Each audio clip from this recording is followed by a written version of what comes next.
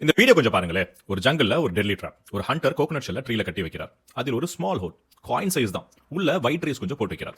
ஒரு மங்கி வருது, ரைஸை பார்த்ததும் கையை உள்ள விடுது. ஹேண்ட் ஃபுல்லா கையில பிடிச்சதுக்கு அப்புறம் கையை வெளியில எடுக்க ட்ரை பண்ணுது.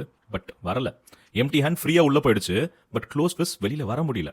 இப்ப ஹண்டர் ஒரு ஷார்ப் எக்ஸ் எடுத்துட்டு ஸ்லோவா நடந்து வரார். அந்த சத்தம் கேட்டதும் மங்கி பேனிக் ஆகுது. ஸ்கிரீம் பண்ணுது, கையை வெளியில எடுக்க முயற்சி பண்ணுது.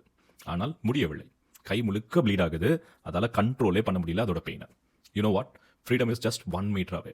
எஸ்கேப் ஆகணும்னா ஒரே ஒரு விஷயம் தான் அந்த மங்கி பண்ணணும், லெட் கோ பண்ணணும். கையில் இருக்க அரிசியை விடணும், அவ்வளவுதான். ஆனால் அது விடவில்லை. பயத்தில் இன்னும் டைட்டா பிடித்துக் கொண்டிருக்கிறது. ஃபைனலி ஹண்டர் ஒரே ஒரு ஸ்ட்ரைக், கம்ப்ளீட் சைலன்ஸ். மங்கி பரிதாபமாக இறந்து போகிறது. ஒரு பெயின்ஃபுல் ட்ரூத் என்ன தெரியுமா? அது இறந்த பிறகும் அந்த ரைஸை விடவே இல்லை. இதுதான் சைக்காலஜில சங்க் காஸ்ட் ஃபேலசின்னு சொல்லுவாங்க. நம்ம டைம், லவ், எஃபர்ட் இன்வெஸ்ட் பண்ணிட்டோம்னா அதை விடுவது லாஸ் மாதிரி ஃபீல் ஆகும். அது நம்மளை டெஸ்ட்ராய் பண்ணினாலும். ஒரு ஹார்ஷ் ட்ரூத் என்ன தெரியுமா?